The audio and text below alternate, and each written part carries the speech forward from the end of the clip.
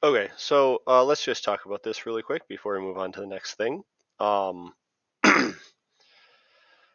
so the first part is just an application of what we talked about with the bases being parallel to the midsegments, or the opposite side, or the side across from midsegment is parallel to it. So you had to draw out the triangle, put the points in the right spot, and then write out which pairs were parallel.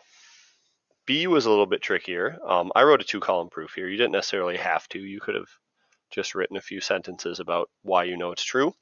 The gist of my proof is that these sides, we have two sets of congruent sides, and because those are congruent, that means these points are midpoints, and because we've connected those midpoints, that's a midsegment. Midsegments are parallel to the side opposite them, so this is a transversal, and this angle corresponds to 65, so they are going to be congruent because they're corresponding angles of a transversal. This is a bit sloppy, so I thought I would explain it. I imagine you probably had a harder time writing in that small space than I did. Remember, you can always upload pictures for these two. That's a great way to do it. All right. Let's look at something else. So the other thing we can do with midsegments is we can find lengths. So here's some important stuff for you to know. We have a triangle here. T, U, and B are midpoints. T is a midpoint, U is a midpoint, B is a midpoint. That means these two are congruent, these two line segments are congruent, and these two line segments are congruent. Which means each one of those is half of its side. So QU is half of QR. UR is the other half. So each one of those shorter line segments is half of one of the sides of the triangle. Now what we remember with the midsegment is the midsegment is also half of that side that's across from it. So if we were to look at, for example, these two sides here and here, well, UB is going to be half of QS, and QT and TS are also both half of QS, which means UB is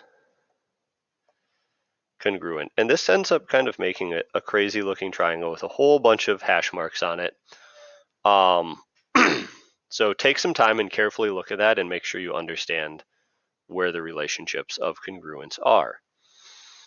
QR and UQ will be parallel or congruent to TB. They'll also be parallel to TB, but that's not what we're talking about right now. And finally, TU will be congruent to SB and SR. Okay, so we can actually figure out these lengths that they're asking us for then. The length of TU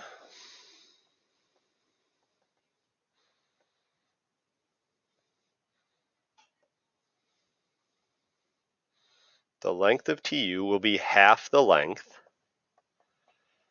of SB. So the length of TU will equal 20. SB is 40, as you can see by this number on the side. UB,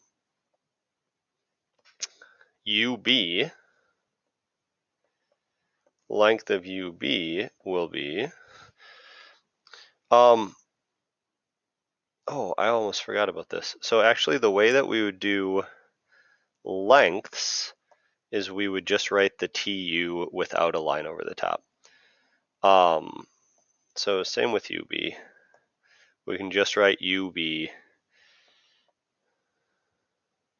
and we'll skip the line over the top because we're just talking about a length here. We're talking about a distance between 2 points. UB is going to be half of QS.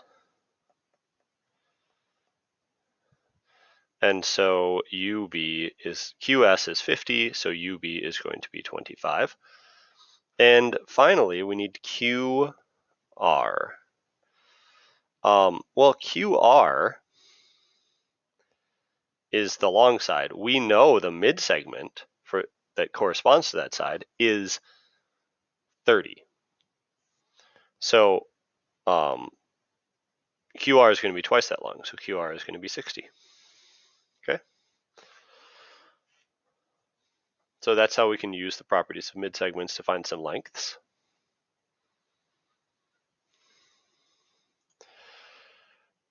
Here's a problem where they give you some information, and your job is to find the length of line segments DC, AC, E, F, and AB.